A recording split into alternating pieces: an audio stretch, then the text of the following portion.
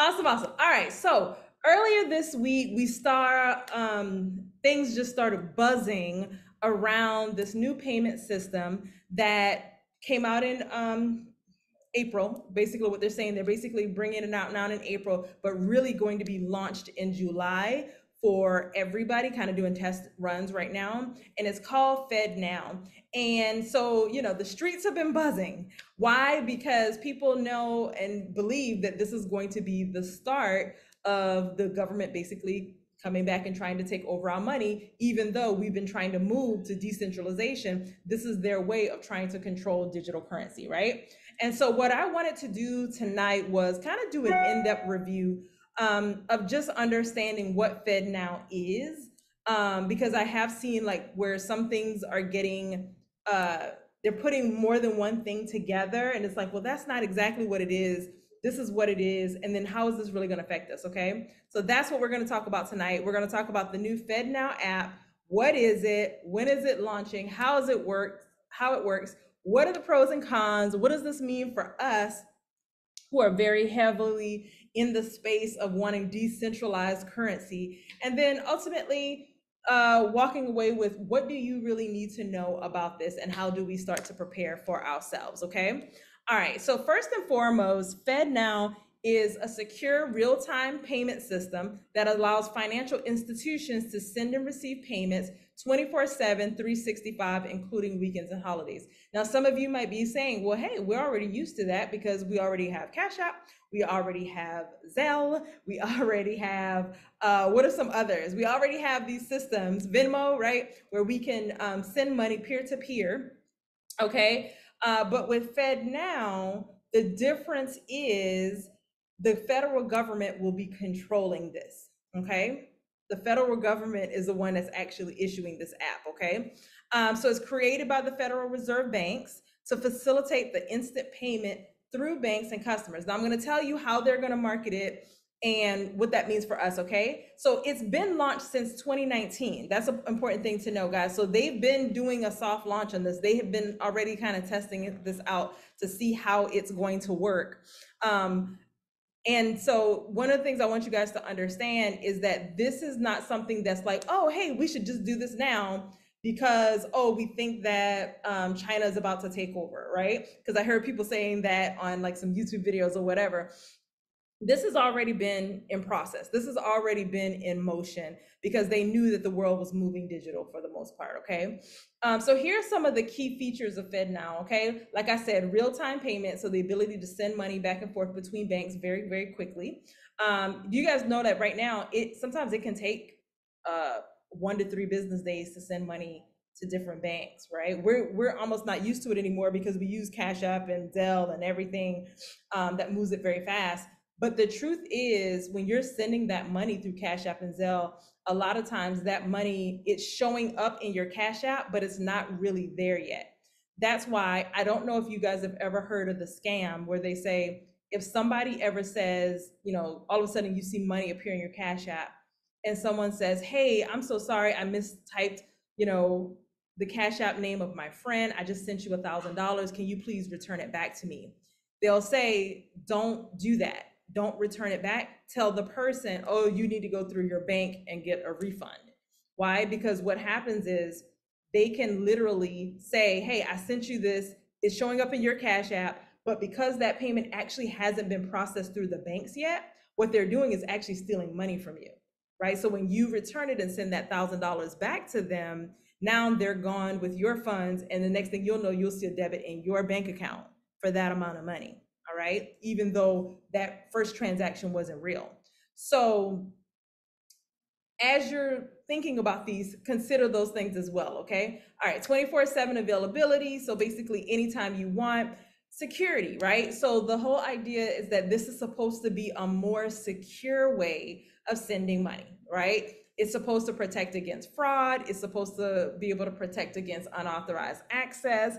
How many of you have heard people say things like, oh, don't keep any money on your Cash App, or don't keep any money, or don't keep your bank account connected to your Cash App, right? So this is kind of what they're going to do to kind of sell this, right? It does integrate with other payment systems, and it's designed to work with ACH, wire transfers, all of this is supposed to give the user experience a more seamless experience. And I know, living abroad, a lot of times it is tough sometimes when you see like how difficult it is to do wire transfers. Or it's easy, but it's expensive, I should say. And so you're looking, you're like, man, it shouldn't be this difficult just to be able to send money. Because a lot of times I'm sending money from one bank account to another, and it's both my bank accounts, but it's a process. Number one, it takes a long time and it's expensive. So that's kind of what they're trying to do with this, okay? But here's the big part right here, which has a lot of people on edge: payment tracking, right? So it tracks all of your money. Now, some people say that's good because you can track where your money is at all times. How does that sound familiar, right? With Bitcoin and other currencies, and that's one of the things that we've been tooting as we've been telling people, hey, you need to get into cryptocurrency. Why? Because you can track all of the money. You can see, because everything is tracked on the blockchain, right? Okay, so how does FedNow actually work? So what's going to happen is basically it's going to be an app, all right? You're going to have to enroll through your financial institution, so it's going to have to be through a bank, right? Once you're enrolled, users can initiate payment requests, or they can receive payment requests from other users, okay? Everything is done in real time, everything is quick, and then they're going to be continuously rolling out new updates. So that was one thing that was very important, is that when they wanted people to know, hey, what you see right now isn't going to necessarily be the end all be all. It's going to continuously be updated to make it better, okay? One of the things also is that it did say that they're supposed to lower costs, okay? So it's supposed to lower the cost between sending transactions from one bank to the other. So then the question is, because all of that sounds great, right?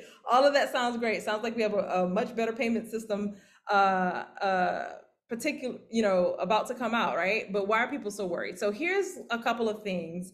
When it comes to security and privacy, right? So they're doing the same thing with digital currency that we see when we're doing a lot of our exchanges and things like that. They're using encryption, they're using two-factor authentication, they're protecting you against fraud. But then what are some of the cons of having your money being tracked by the government, right? Some people worry about the security of their financial information and funds, right? Because now the government literally is watching you over your shoulder and they can see everything that you do. What happens when the government can stop you from making certain purchases or not making purchases at all? So the way one economist kind of related was, the government could at some point, if everything starts having to be run through FedNow, they could at some point say, well, hey, we don't like this company over here. So anytime somebody tries to make a purchase for that company, they block the payments, right? Or perhaps even they could say things like, oh, well, we think, this person, we've been watching their online activity and this person's now trying to buy a gun and we're going to block them from being able to do it. That's a good thing. But however, does that take away our rights to be able to buy and sell however we choose to, okay? So a lot of people are really worried about that, about the fact that the government will have the ability to stop you from making certain purchases, all right?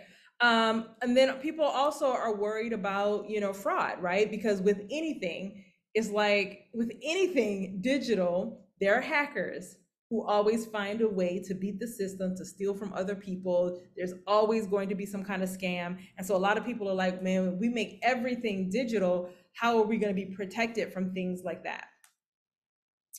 Another reason why people are so worried is because we, as a people, have been trying so hard to move from centralized banking to decentralized banking, okay? And so remember, centralized banking is one major authority making all the decisions, okay? And even right now, we have the ability to choose which bank we want to use, right?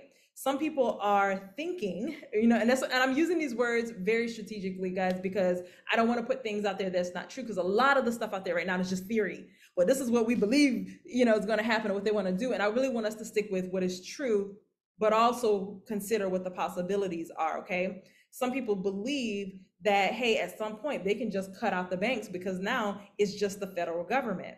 And then the way that one person said it was like, imagine if there's a football game being played, right? In the football game, you've got the players and then you have the referees. Now, what if all of a sudden the referees said, hey, we're jumping into the game and we're actually going to play the game, right? And so that's basically what they're saying, could potentially happen here, where the federal government is now jumping into the game and basically becoming a bank itself, because we won't need the banks anymore. So just all things to think about, right? The reason why cryptocurrency became so popular was because people love the idea of being able to send money peer to peer without having to involve the government. But how do governments make money? How do governments make money? They make money through taxes. If they don't know how much money you are making, how can they tax you? Right? And so for a lot of people, that's why they want to move to cryptocurrency. But when the US government is creating an app where all your money has to run through, now you're back into the cycle where the government can see everything that you're spending. Okay. And some people believe that there's nothing wrong with that. Some people are like, you shouldn't be ashamed of the government seeing. There's two sides to every story. The government can also, what was I going to say? Oh, consider the Canadian truckers protest, right? So I remember when this happened a while back, and I wasn't really following the story, but I knew the gist of basically what happened, where there was a group of Canadian truckers who basically did not want to take the, why can't I think of the word? The jab. Vaccination. They didn't want to get vaccinated. Excuse me. Yes, thank you. They didn't want to get vaccinated, right? And so what the government did was stop their money, right? Start cutting off their accounts and everything. And so a lot of people are afraid of, what if the government just ups and says, well, we don't like what this group of people over here is doing, and so we're just going to cut off all of their funds. So would that actually happen? We don't know, but it is something to consider, okay? So a lot of people also are concerned with, so having everything move through this one system, because it's going to be connected to all of the banking systems, okay?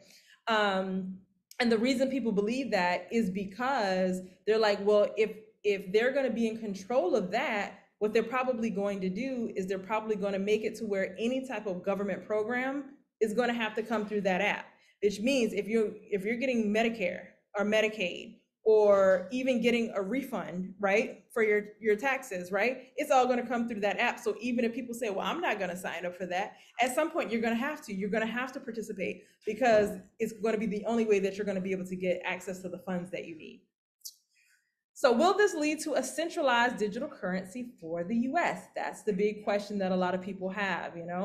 Again, though, remember, the whole purpose, of digital currency and cryptocurrency is to be decentralized. We don't want the banks we don't want the government and our money, but you guys know that they're already coming up with a digital currency coin, right? They're already doing that. And so now with the app, that's going to be a very interesting system that we need to keep our eye on, okay?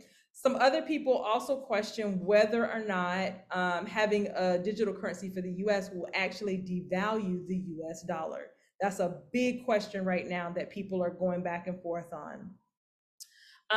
Some people believe that, hey, listen, Russia's got theirs, India's got theirs, China's got theirs. We have to get ours in order to be able to stay relevant.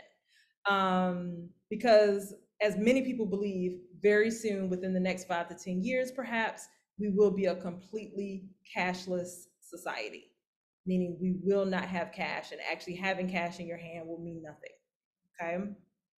So the question then becomes, we just got to continue paying attention to everything moving forward, right? So I did want to kind of open it up for you guys to hear some of your thoughts on this. Okay, I wanted this to be a little bit interactive, and we got through the information pretty quickly. And I know, like, Barisha had some interesting things that we were talking about today on the phone, and then Lady Queen has been doing some great research as well. So I would love to hear from the two of them, and then anybody else who would like to mention about how they feel about this.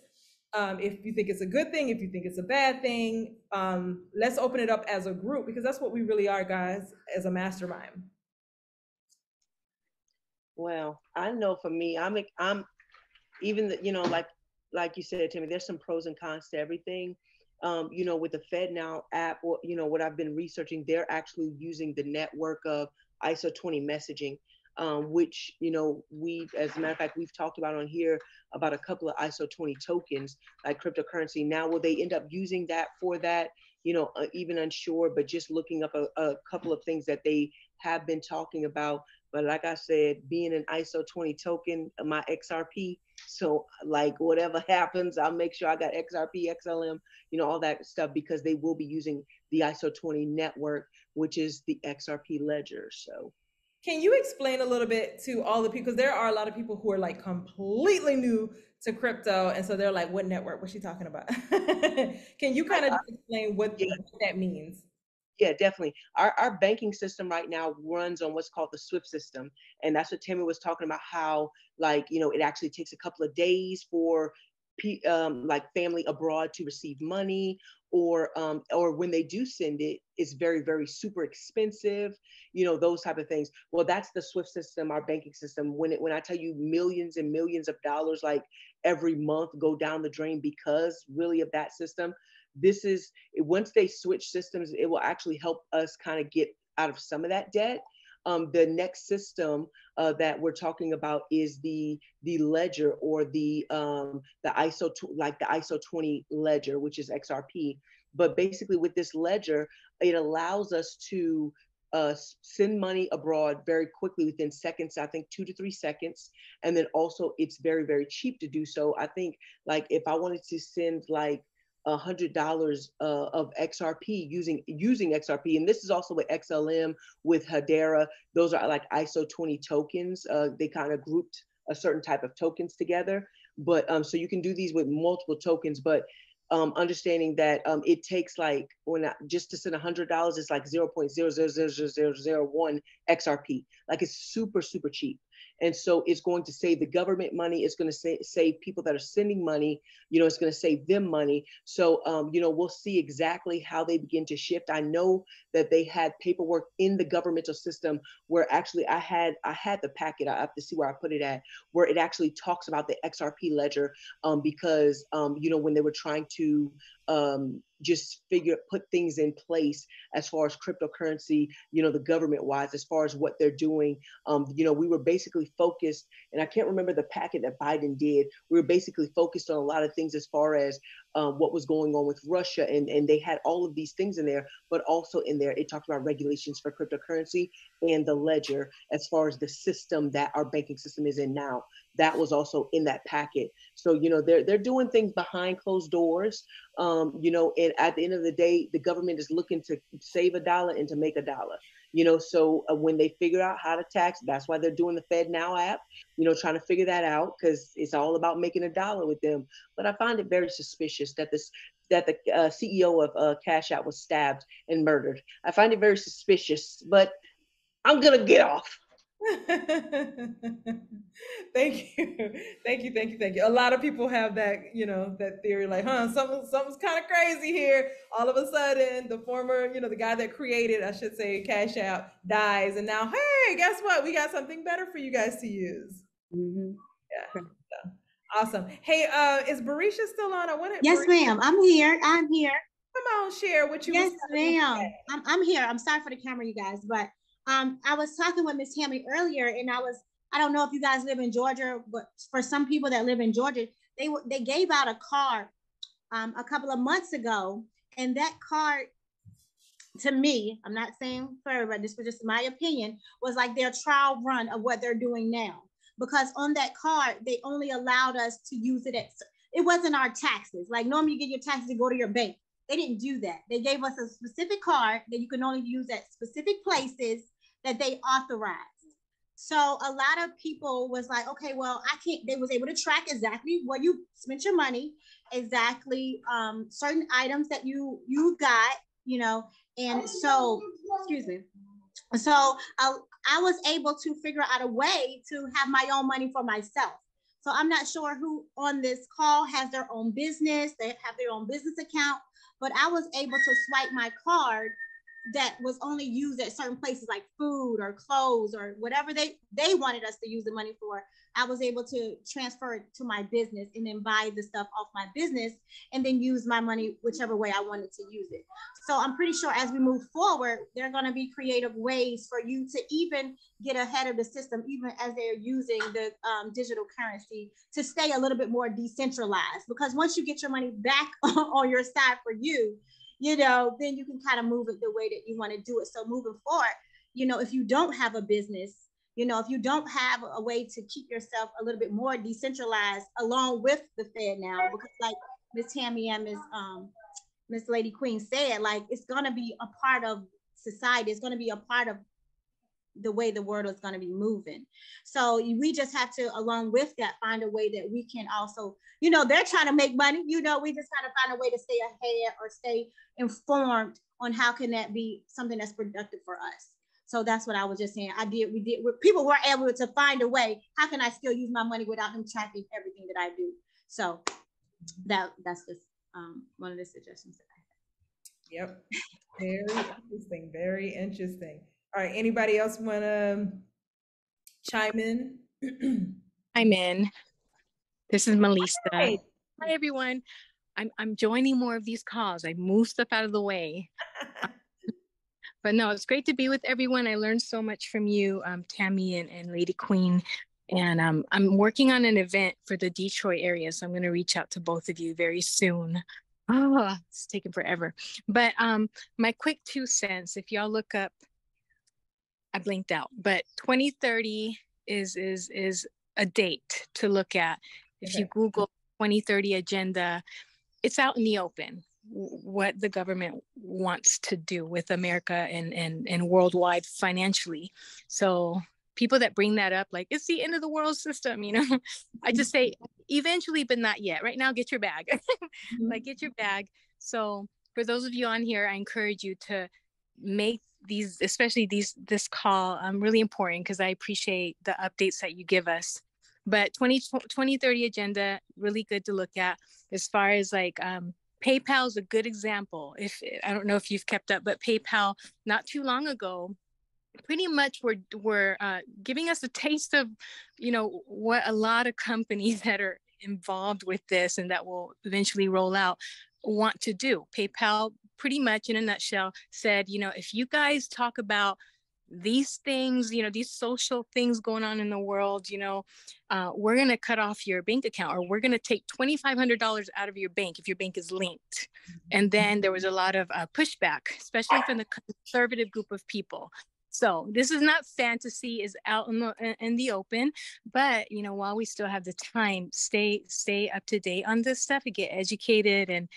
And I don't know if that helped anyone, but that's all I have. Yeah, that's really true. And honestly, like, it's been happening in other areas as well. Like, I had a friend who is a what do you call it? Travel agent, sorry. She's a travel agent. And this was a couple of years ago when we were in all that, mess with Cuba, and Americans really couldn't go to Cuba like that. And she was organizing a trip. It wasn't even for her. And the person said, "Hey, can I cash app you the money?" And so in their little line, they said, "For Cuba." She was just a travel agent. She wasn't going to Cuba, wasn't doing anything. They completely cut her cash app. Like, she can't have cash app anymore, even now. Mm-hmm. And she was like, "What happened?" And they said, "You had the word Cuba in your transaction list," as if, I guess they thought she was maybe doing some business with Cuba or something, but just the word, they completely cut her cash app off. So yeah. Yeah. In China, they have a level of that goes on in the social system. If they walk across the street the wrong way and they get ticketed, they can get so much money out or no. So of course, it's hard to find, but China's already a lot of what they'd like to implement here. You could see it happening in China already, where they control a lot of their finances. So Scary. Yeah. So what this is the big question that came up this week in several conversations. What should we be doing? Right? And so I Queen, if you want to come back on as well. I said the number one thing that we should be doing right now, and I think, guys, is paying attention, right? So when you hear about this information, I have the CNN Big Five. And so instead of going to CNN and actually reading everything that's happening in the world, I have the Big Five. So basically, it comes to my inbox and it tells you the top 5 stories of the day, right? And little nuggets. That's one of the ways that I can get news in and be able to get so many other things done. So just pay attention to what's going on. Not just allowing things to happen and then we are reactionary, right? So we want to be proactive. I also say in this time, because we do believe, guys, regardless of FedNow, whatever, we are definitely headed for a recession, Save your money. Save your money. Somebody asked today, well, what do you saving your money in? What do you think? I'm like, in my IUL, I'm about to start adding some more. I'm about to start adding some more money in, right? Because it's growing tax-free. It's not in any banking system, okay? I'm also about to, I think Lawrence is on here. I sent Lawrence a message today, like, listen, we got to get on this buying silver, right? Having your money in precious metals, gold and silver, things that aren't going to lose value as quickly as the US dollar. I am not a financial expert, all right?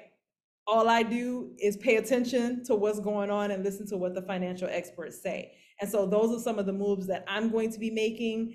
If anybody else has any suggestions for the group, because I do mean this, guys, we're all in this together. So if there are others who are like, hey, listen, this is also what you should be doing. I know Tamara is a financial advisor as well. As a group, let everybody know, what do you guys think that we should all be doing? Tammy. Get a passport. Shamika say, get a passport. Yes, come over here, where everything is done in cash. Literally. Tammy.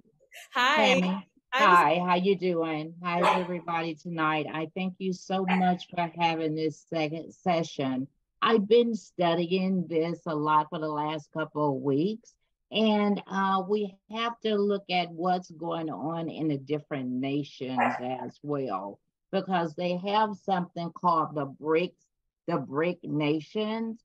And so all of the BRIC nations are getting together against the United States. And so we have to start following those things as well. In our group, I am buying a lot of gold and silver and have been for, I think, 2019, I think. So I will drop some places to buy gold and silver in our chat for different people to look at if you're interested in buying. Excellent. Yes.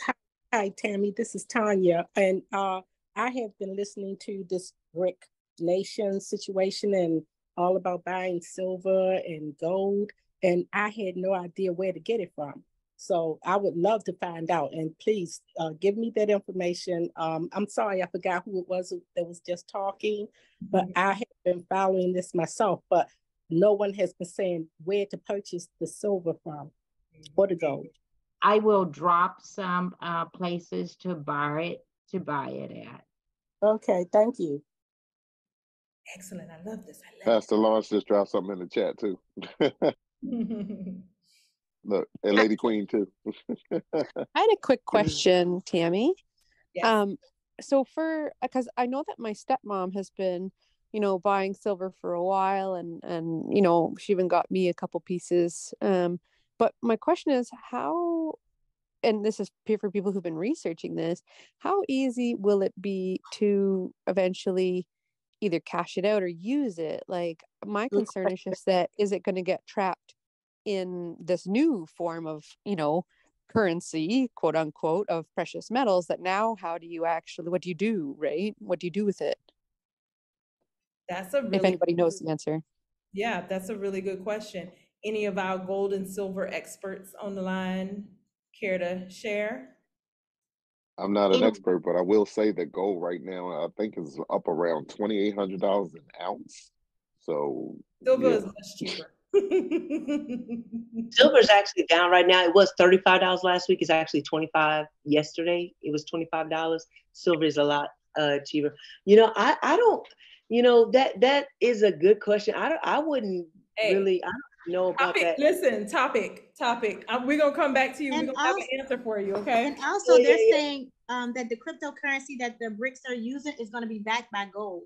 So I don't know if anybody is checking that, but they are going to actually back it by gold. So there's already actually cryptocurrency that is backed by gold.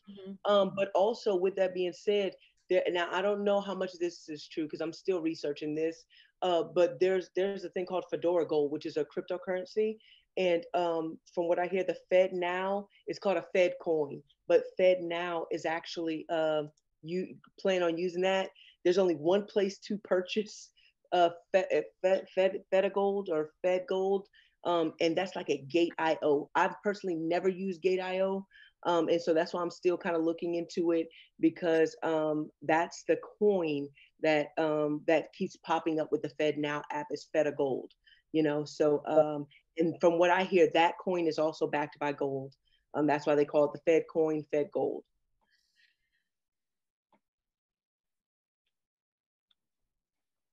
I have a video to buy XRP. Excellent. Can you put it in the in the Facebook chat? This is Yes, excellent. So good. I will look up that, guys. So we'll do it. We'll Thank actually you. do an in-depth, and we'll have everybody's links for the gold and the silver.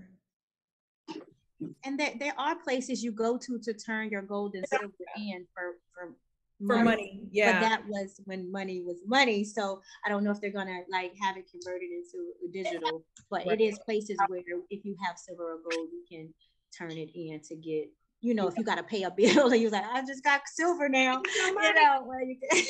But I want to look also to see if there's any ways within the banking system that you can also like turn it in or anything.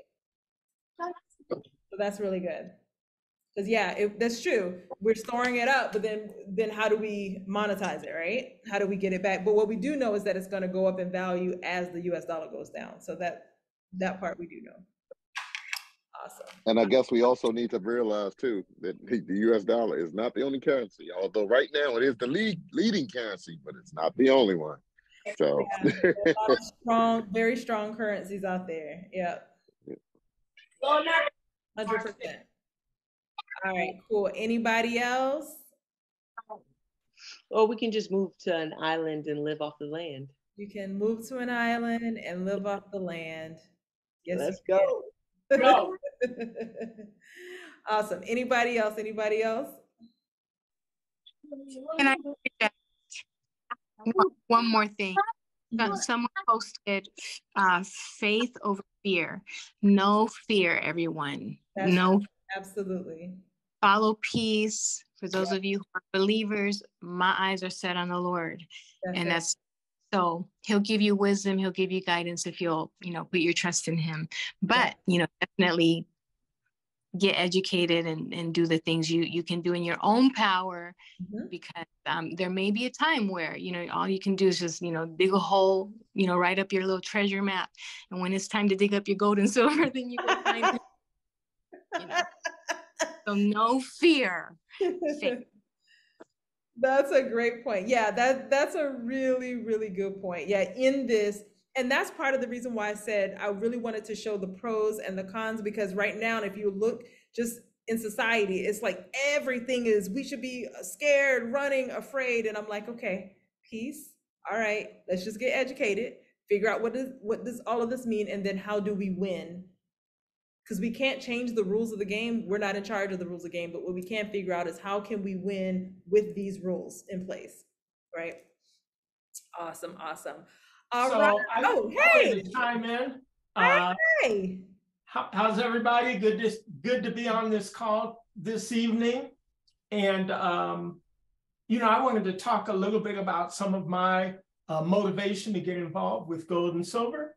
And I wouldn't say that my moves were fear-based, although I was kind of motivated by Robert Kiyosaki. And I began to listen to what Robert Kiyosaki has been saying over the last 3 weeks to a month. And he keeps holding up a dollar bill and he keeps saying that this is toilet paper soon. And so he keeps and you know, and for so many years, he's been such a respected name in the area of building wealth and finance. And so what I thought that I would do is consider even further diversification. You know, I own real estate, I got stock, mutual funds, I got crypto, I got Novatech, and this is just another arena that I have moved into to further diversify, and so it's not the anticipation that the dollar is going to fail next year and that it's going to be worthless, but it's just preparedness, more preparedness. And so that's how I moved into that arena. Thank you all. Thank you, and we'll get together so we can do this in depth on where we're going to turn the money in and how's that all going to work. But yes, I am a big, you know, I am definitely a big proponent of, you know, let's prepare and put our money in things that are going to actually hold value. Okay, awesome. Anybody else want to add anything before we end? Awesome. All right. Well, this has been a great call. And guys, if there are other things that you're hearing about and you're like, hey, can we do a call on that? Can we find out some information? Please let us know, because we're always looking for topics. At the end of the day, we want you to be financially literate. We want you to be prepared. And ultimately, we want you to have multiple streams of income. So that's why we bring this information to you. And we pray and hope that it will help you to move forward and make great decisions in your financial life. So thank you guys so much. Oh, don't forget, if you guys do want to participate in the Crypto Gazillionaire call, that is at 8 p.m. Eastern Standard Time. Right after this call, cryptogazillionaire.com.